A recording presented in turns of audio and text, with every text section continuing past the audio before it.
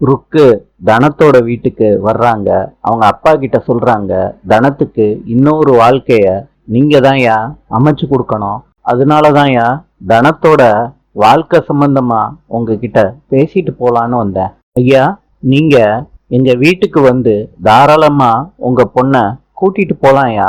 தனத்தோட அப்பா சொல்றாரு, இப்பயாவது பெத்தவங்களுக்கு உரிமை இருக்குன்னு நினைச்சீங்களே, அதுக்கு ரொம்ப நன்றிம்மா.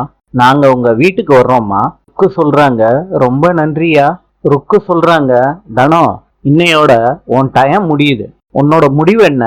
அத்தை, என்னால இன்னொரு கல்யாணம் பண்ணிக்க முடியாது. அப்படின்னா இந்த நிமிஷமே நீ இந்த வீட்டை விட்டு வெளியே போலாம். தனம் அதிர்ச்சி ஆயிடுறாங்க. அந்த நேரத்துல தனத்தோட அப்பா தனத்தை கூட்டிட்டு போறாரு. ருக்கு மனசுக்குள்ள நினைக்கிறாங்க, என்ன மன்னிச்சிரு தனம், எல்லாமே உன் நன்மைக்காண்டிதான். நாளை சந்திப்போம்.